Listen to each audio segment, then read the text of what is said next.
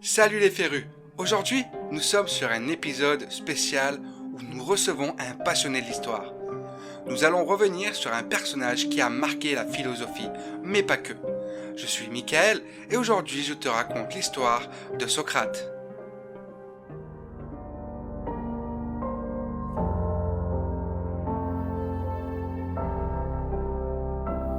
Bienvenue sur le podcast Raconte-moi son histoire.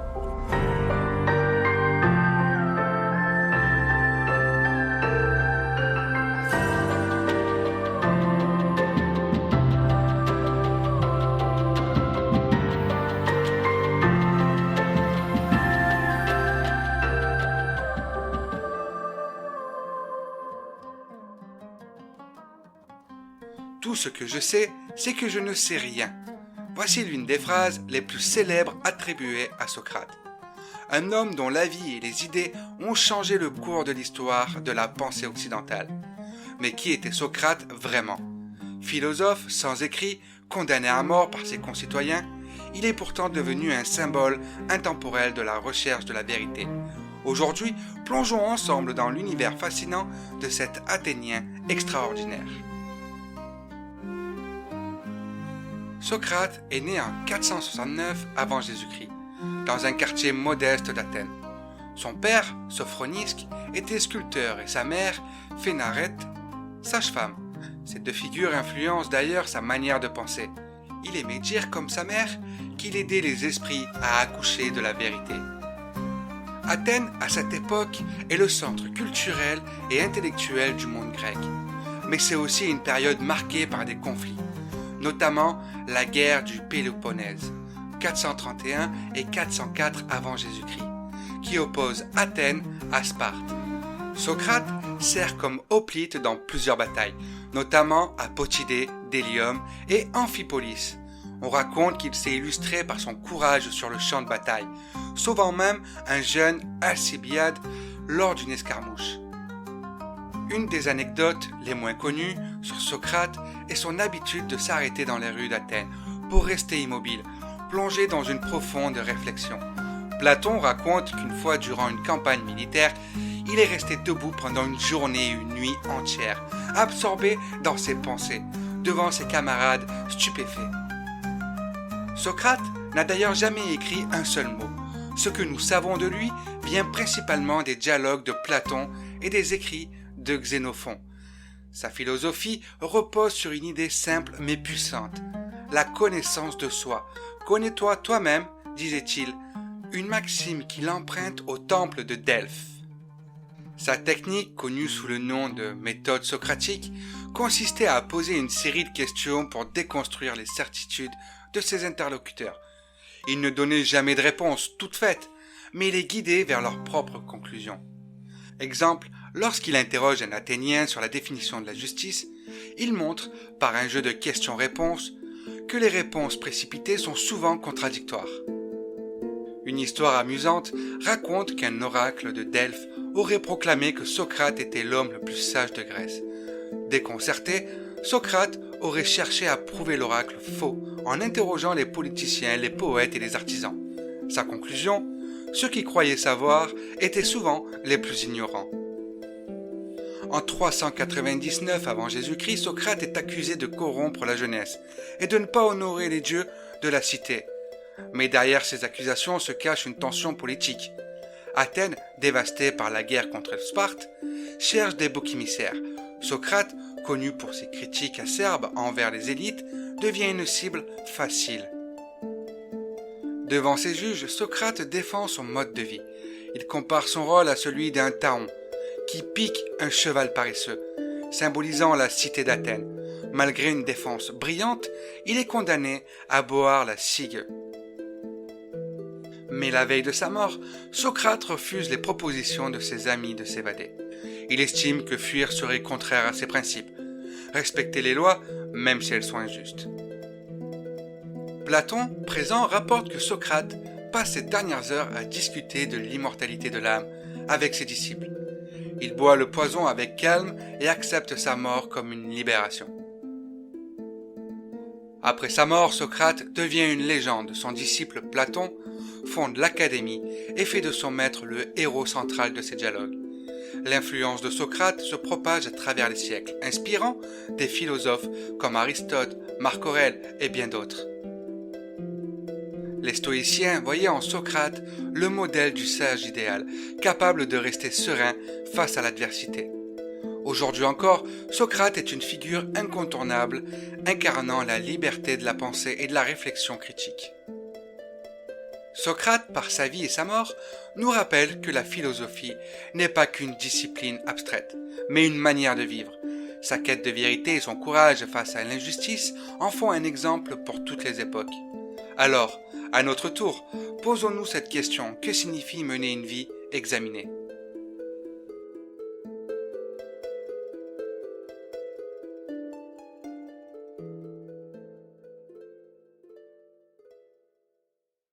Et nous voilà, nous arrivons à la fin de cette première partie. Comme promis, c'est un épisode spécial. Et aujourd'hui, nous recevons un invité, Mr. Crow. Comment ça va? Bah écoute, ça va très bien. Je profite du week-end ensoleillé, ça fait du bien, donc très bonne humeur. Super. Je te laisse te présenter rapidement à nos auditeurs. Qui es-tu et surtout pourquoi avoir choisi Socrate comme personnage? Donc moi, c'est Mister Crow. Je suis enseignant, principalement au lycée, et je prépare aussi un doctorat. Et j'ai choisi ce personnage parce que c'est quelqu'un qui a eu un impact personnel dans le cadre de ma vie. Et c'est aussi le père de la philosophie occidentale, et je trouvais ça intéressant d'en parler. Et j'expliquerai un peu plus tard pourquoi ce personnage est quelqu'un de fascinant. Ok, donc on en reviendra plus tard. Tu gardes le mystère pour plus Exactement, tard. Super, super. exactement. Je commence toujours par la même question aux gens que j'invite sur l'émission. Qu'as-tu pensé de la première partie de l'épisode? Bah, j'ai pensé que c'était une bonne entrée en matière, d'une manière générale. Ça permet d'avoir une première idée donc du personnage fascinant qu'est Socrate, donc de sa vie et de son héritage d'une certaine manière. Et je trouve que ça en dit juste assez. Et en même temps, ça va me permettre par la suite de venir approfondir certains points. Donc je trouve que c'est vraiment une entrée plutôt complète. Ben merci, merci beaucoup. Je pose une question à la fin de l'épisode. Que signifie mener une vie examinée? Et pour toi, que signifie mener une vie examinée?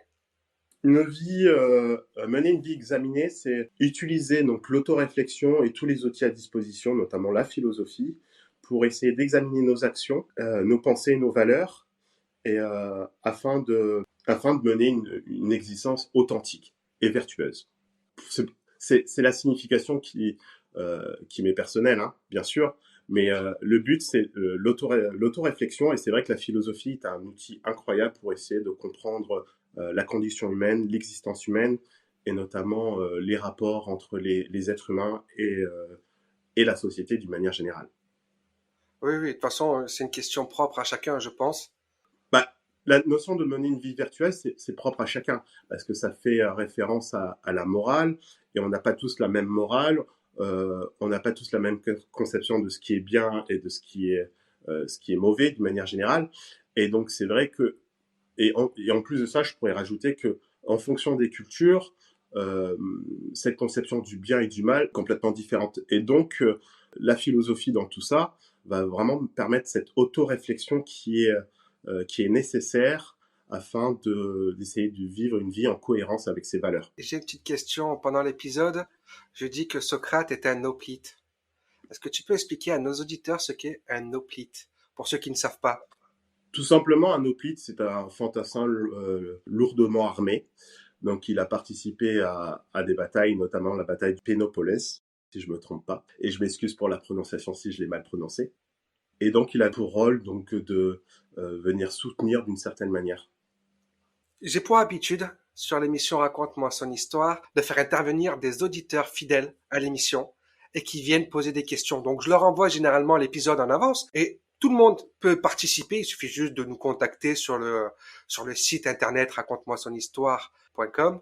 On nous trouve facilement et puis là, les gens qui veulent participer à l'émission, poser des questions, peuvent.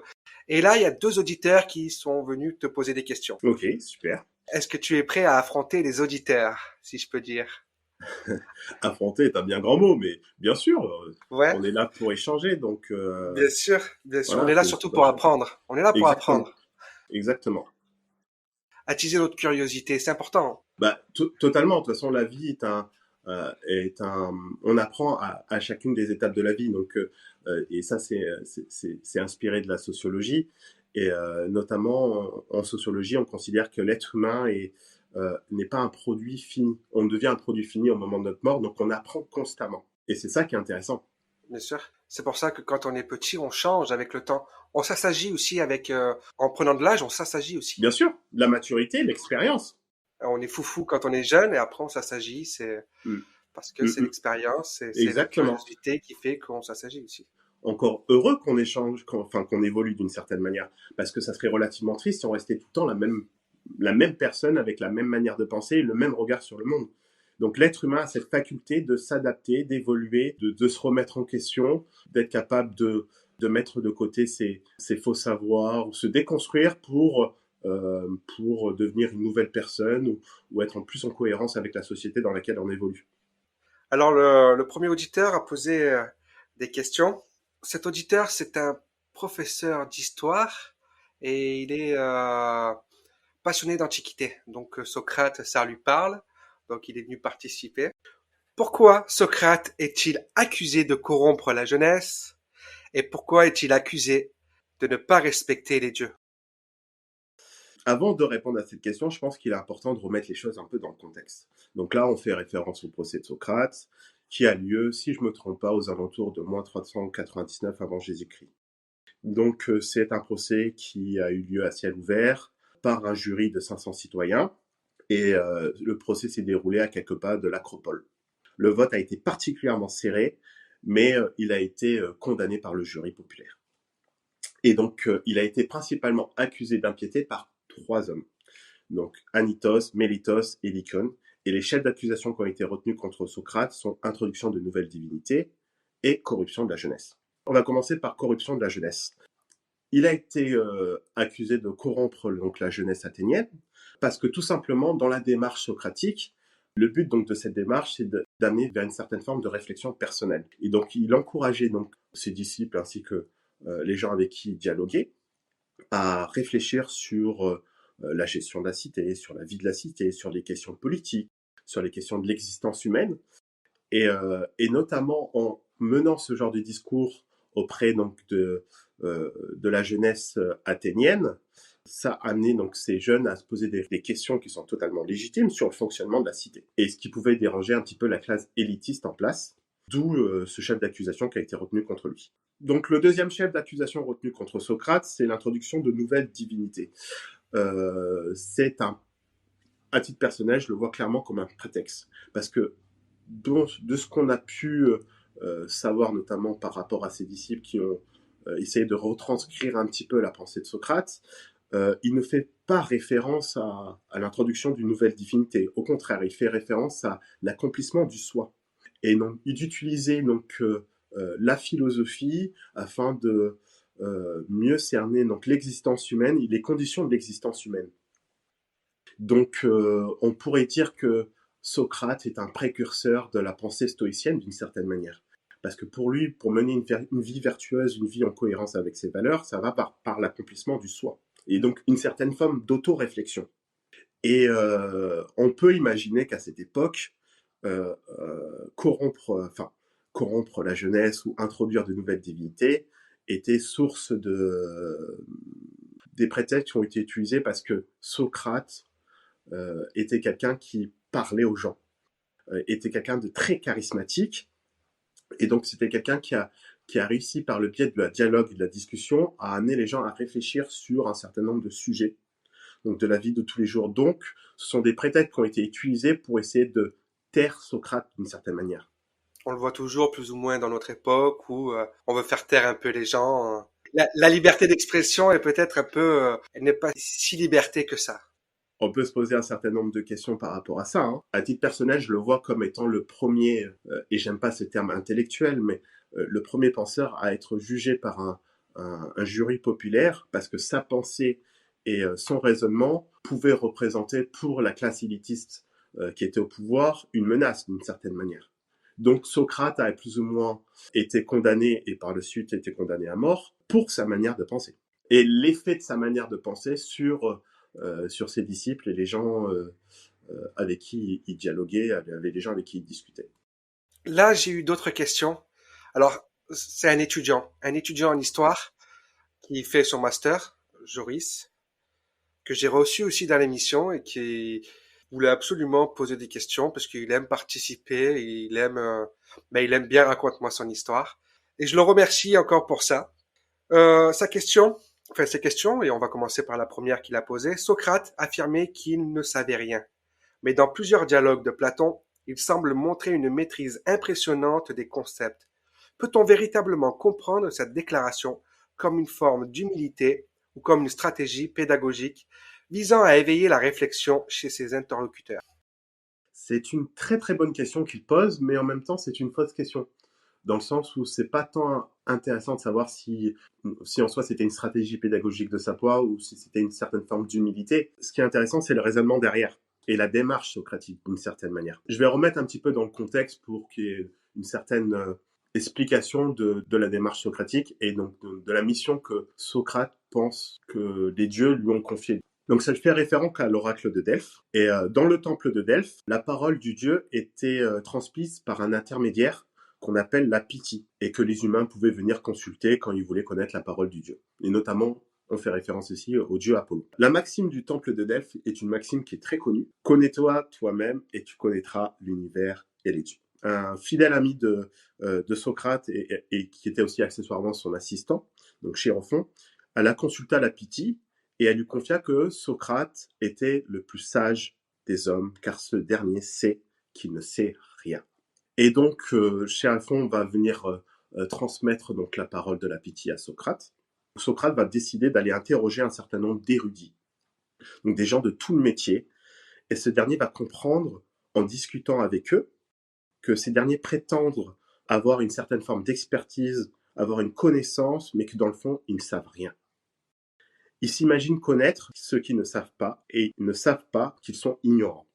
Donc Socrate comprend donc que sa sagesse à lui, donc d'une certaine manière sa force à lui, c'est de reconnaître sa propre ignorance. Et comme la sagesse n'est pas réservée à une classe élitiste, Socrate va s'attribuer donc la mission de relever l'ignorance à ses concitoyens afin qu'ils puissent se faire leur propre idée. Et c'est ça qui est particulièrement intéressant. C'est pas tant de savoir si c'était une certaine forme d'humilité ou si c'était une stratégie pédagogique de sa part. C'est que Socrate, en reconnaissant sa propre ignorance, veut amener les gens par le biais de la discussion de la maïeutique à se débarrasser, se déconstruire des faux savoirs et à aller vers leur propre vérité. Platon fait référence, notamment dans la célèbre métaphore de la caverne de Platon, fait référence à la déconstruction, se libérer de ses chaînes. Ces chaînes, ça peut être ses faux savoirs, ça peut être ses idées préconçues, ses concepts erronés, etc., qui vont, d'une certaine manière, nous empêcher d'aller vers la lumière. Et donc, le but de Socrate, c'est vraiment d'aller éveiller les gens. Ok. Donc quand tu parles de chaîne, c'est pas une chaîne avec un boulet, c'est plutôt une chaîne philosophique. Non, c'est pas forcément une chaîne philosophique.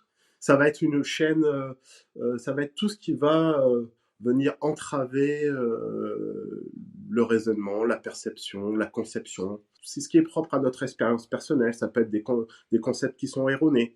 Donc le but, c'est par le biais donc de la démarche socratique et donc de la maïeutique, le but c'est d'arriver à permettre aux hommes donc de se déconstruire et donc de plus ou moins se libérer des faux savoirs qui les éloignent en fait de leur vérité à eux. On passe à la prochaine? Vas-y, Ouais, chaud. chaud, chaud. Parce que ce jeune homme n'a pas posé qu'une seule question, il en a posé trois en tout. Donc la deuxième, si la vertu est une forme de connaissance, comme le soutenait Socrate, pourquoi les individus, même instruits, continuent-ils souvent à commettre des actes immoralement répréhensibles? Cela remet-il en question la relation entre connaissance et vertu dans la pensée socratique?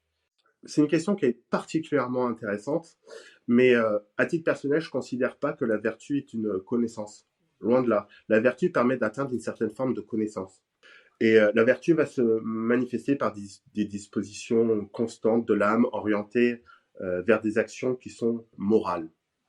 Et dans la tradition purement philosophique, et donc dans la tradition philosophique grecque, la vertu est souvent considérée comme un habitus d'action essentiel pour mener une vie qui soit cohérente et droite et juste. Ce n'est pas parce qu'on a atteint un certain niveau de connaissance qu'on mène une vie vertueuse. Et d'où l'intérêt de la philosophie, parce que ça permet d'une certaine forme d'autoréflexion et faire le point sur ses actions. Et notamment, on peut le voir dans le monde dans lequel on évolue. Je veux dire, l'homme est ce qu'il est. Ça veut dire, on a beau vivre dans un monde interconnecté avec une source d'information qui est incroyable, on reproduit les mêmes erreurs du passé.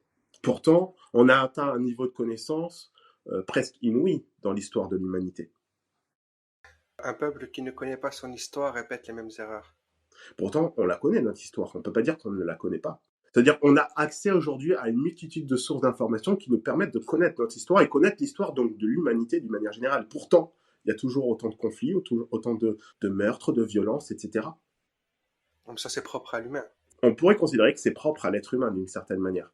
Et donc, mener une vie vertueuse, ça va être une vie qui va être en cohérence avec ses valeurs, et notamment les valeurs morales qu'on considère importantes pour nous, mais ces valeurs sont différentes en fonction des sociétés et des cultures. C'est comme la distinction entre le bien et le mal.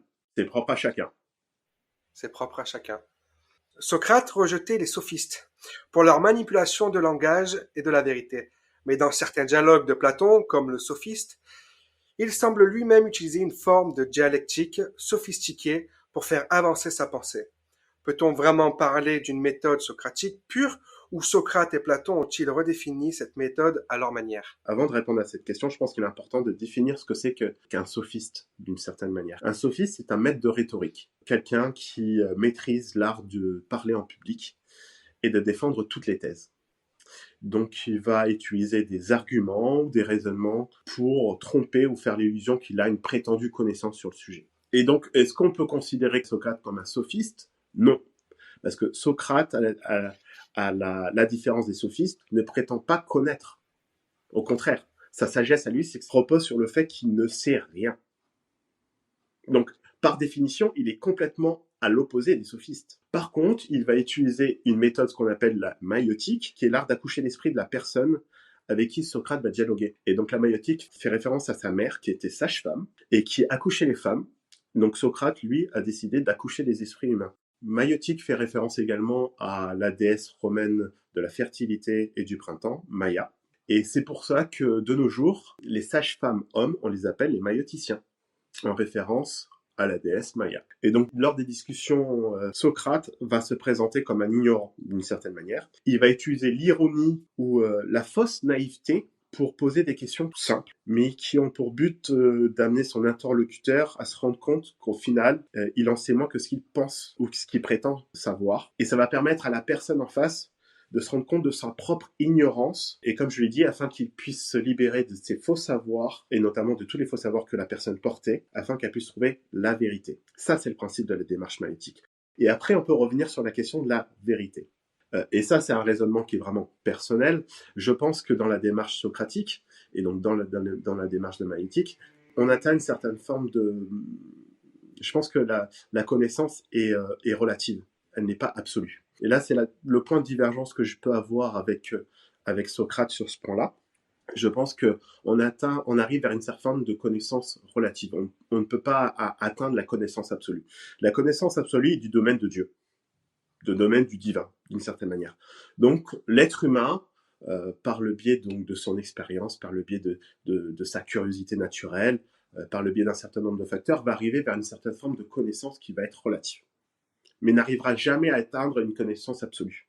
Et la maïotique est un bon outil pour se poser des questions, un certain nombre de questions, et se rendre compte qu'au final, on pense connaître un certain nombre de choses, on pense avoir une idée sur un certain nombre de questions, mais au final, on n'en sait rien.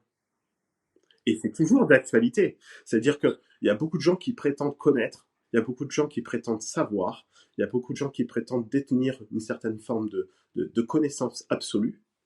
Et cette connaissance absolue va être aussi légitimée par un certain niveau de diplôme, niveau d'études, Mais au final, on atteint une certaine forme de connaissance qui est purement relative. Parce que la connaissance n'est pas quelque chose qui est figé. La connaissance est quelque chose qui est dynamique et constamment en mouvement. Donc même les chercheurs doivent constamment réactualiser leurs connaissances parce qu'on est dans un monde qui évolue. Donc la connaissance n'est pas figée. Par contre, on peut se rendre compte qu'on ne sait rien, qu'on est purement ignorant, et ça rend l'apprentissage beaucoup plus intéressant. Parce que le fait de rien savoir, c'est déjà d'une, ça nous libère d'un certain nombre de poids. Ça permet une certaine forme d'humilité et un regard sur le monde qui va être beaucoup plus neutre et objectif. Et ça permet de s'émerveiller des choses qu'on apprend. Et de ne pas chercher cette connaissance absolue qui en fait qui est une pure chimère et qui amène tout simplement à la ruine de l'âme.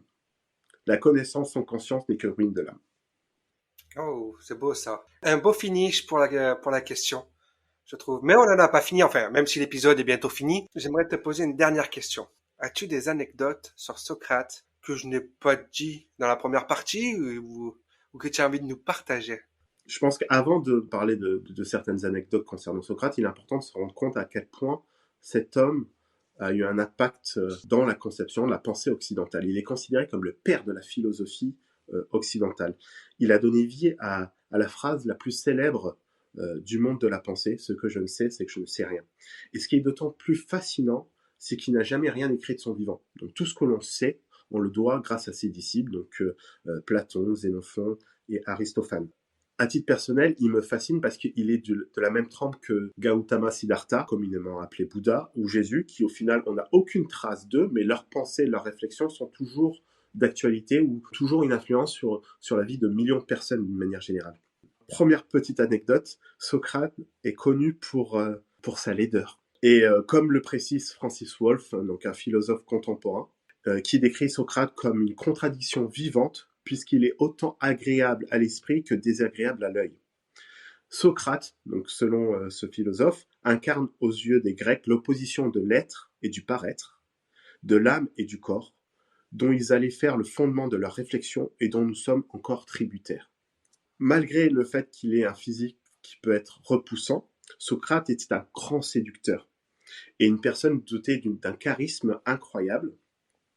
Il pouvait convaincre n'importe qui malgré sa laideur. Déjà d'une, quelques petites anecdotes. On dit que Socrate a été l'élève d'Archélos, un philosophe qui est particulièrement intéressé par la nature.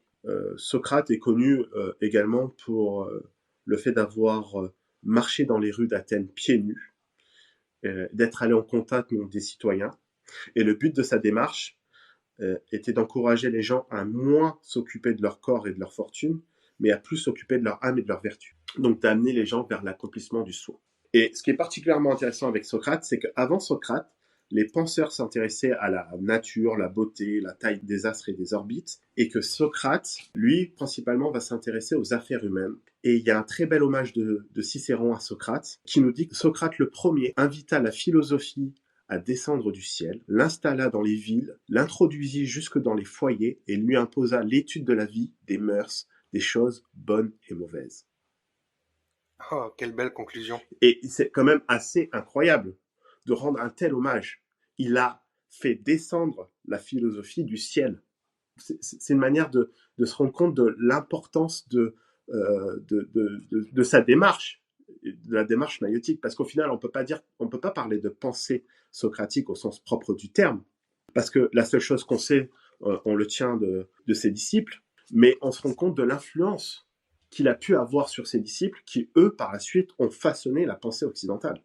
Donc, il a quand même fait descendre la philosophie dans les foyers, dans les villes et dans l'étude des affaires humaines. Une autre petite anecdote sur Socrate que je trouve intéressant de mentionner. Socrate, comme j'ai pu le dire, était un grand séducteur, malgré sa laideur d'une certaine manière. Et à cette époque, il était très courant d'avoir des pratiques qui étaient bisexuelles dans la Grèce antique. Et donc, Socrate avait une attirance pour les hommes comme beaucoup d'hommes de son époque. On peut clairement dire que Socrate était bisexuel. Et il a eu une aventure avec un de ses disciples qui est Alcibiade, qui est connu pour sa beauté. On dit de lui que lorsqu'il était jeune, il détournait les maris de leurs femmes, et lorsqu'il était âgé, il détournait les femmes de leurs maris. Donc quelqu'un qui est reconnu à l'heure actuelle pour sa leader a quand même réussi à avoir une aventure passionnelle avec un homme qui était reconnu aux yeux des Grecs pour sa beauté. Il y a une autre anecdote concernant Socrate et son amant, et ça se passe pendant la guerre du Péloponnèse qui opposait Athènes à Sparte. Durant cette guerre, on dit déjà principalement de Socrate qu'il était quelqu'un de courageux au combat, qu'il avait une résistance extraordinaire aux conditions hivernales, parce qu'il continuait à marcher pieds nus. Il y a une légende qui raconte que durant la bataille de Potidéa, Socrate sauva son amant Alcibiade, gravement blessé dans le combat, franchissant les flèches adverses pour venir au secours de son amant. Et je trouve cette anecdote profondément séduisante, parce que Socrate est à la fois un fin penseur d'une manière générale, quelqu'un par le biais de sa démarche qui amène les autres à penser par eux-mêmes et à aller vers l'autoréflexion et à s'intéresser à mener une vie vertueuse et aux affaires humaines, mais en même temps c'était quelqu'un qui était doté d'un courage assez incroyable. Imaginez Socrate en train de courir, les flèches qui fusent de tous les sens pour aller sauver son amant dont il était éperdument amoureux. Je trouve que c'est une anecdote qui est assez incroyable et qui, à la fois, ça donne un côté très sensible à Socrate, mais ça donne aussi un côté courageux, guerrier, qui va en opposition avec l'image qu'on a du philosophe, notamment du philosophe à cette période de l'histoire. Il y a d'autres philosophes qui ont eu un côté guerrier ou qui ont mené une vie de guerrier. Donc là, je fais référence notamment à Marc Aurèle, qui est un personnage fascinant qu'on considérait comme l'empereur philosophe. C'était à la fois un philosophe, donc philosophe appartenant au courant stoïcien, mais c'était à la fois un chef de guerre. Et je trouve que c'est intéressant d'avoir cette double casquette par rapport à Socrate. À la fois comme un fin penseur, mais à la fois comme quelqu'un de courageux, qui a participé à de nombreuses batailles et qui a servi Athènes du mieux qu'il pouvait et qui n'a pas manqué de courage pour sauver son amant. Mais tu me fais une petite transition. Marc Aurèle, peut-être sera bientôt disponible sur Raconte-moi son histoire, parce que je reçois un invité qui va venir nous en parler. Donc la transition est super, le petit teasing est bien pour nos auditeurs. Dernière anecdote. Donc cette anecdote fait référence à son procès. Donc comme on a pu le voir, il a été accusé, il a été reconnu coupable par un jury populaire et donc il a été condamné.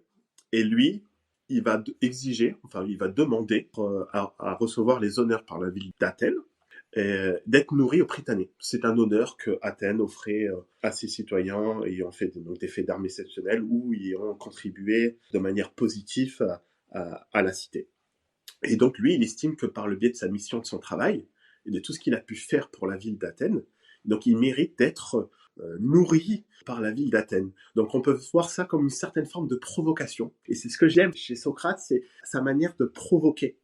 Il est condamné et il aurait pu s'enfuir. Socrate aurait pu s'enfuir. Platon est venu le voir, ses disciples sont venus le voir, on l'a supplié de partir, et il aurait pu même demander, il aurait pu soumettre une peine beaucoup plus faible, elle aurait certainement été acceptée par le jury populaire. Mais, fidèle à lui-même, Socrate estime que ce qu'il a fait était profondément juste et qu'il n'a pas de raison d'aller à l'encontre de ce jugement parce que ça serait aller à l'encontre de soi-même d'une certaine manière. Et que si les hommes l'ont condamné à mourir, en fait, qu'il en soit ainsi. Et au final, ce que j'aime chez lui, c'est qu'il a été fidèle à sa pensée. Et au final, il a bu la ciguë, donc un poison. Il a bu un poison et il est mort en adéquation avec ses valeurs. Et c'est quelque chose que je trouve particulièrement admirable, surtout que j'estime que, et ça à titre personnel, il y a peu de personnes qui seraient capables d'aller jusqu'au fond de leur pensée et d'être en adéquation avec leur vie, avec leur morale et avec leur pensée la plus profonde. Il fait partie de ces hommes qui ont mené une vie que je qualifie d'exemplaire. Et être capable de partir comme ça, en sachant qu'il n'a rien fait de mal, au final. Il a été condamné alors qu'il n'a rien fait de mal. Mais supplier pour avoir une condamnation beaucoup plus faible, ça aurait été à l'encontre de ses valeurs les plus profondes. Et donc, aller jusqu'à se donner la mort, d'une certaine manière, parce qu'il a bu la ciguë lui-même, c'est un geste fort et c'est quelque chose que je trouve personnellement admirable. Merci Mr. Crow pour toutes ces explications. C'était vachement intéressant. Je trouve qu'on finit bien. Ouais, merci à toi hein, d'avoir pris le temps de m'écouter et de faire une émission que je trouve passionnante et j'espère qu'on aura la chance de recollaborer par la suite. Ben, pourquoi pas, pourquoi pas. De toute façon, Raconte-moi son histoire est ouvert à tout le monde, aux auditeurs passionnés comme aux auditeurs curieux qui aiment poser des questions. C'est le but de l'émission aussi, c'est de faire participer tous les passionnés. Je voudrais remercier aussi les auditeurs fidèles qui nous écoutent chaque semaine, qui sont partout dans le monde, Canada, France, Suède, enfin partout. Euh, je te remercie toi. Je remercie aussi les auditeurs qui nous ont posé ces questions. Sans eux, il n'y aurait peut-être pas eu autant de dialogue et d'apprentissage, de curiosité. Je vous souhaite à toutes et à tous une excellente semaine et on vous dit ciao! Ciao!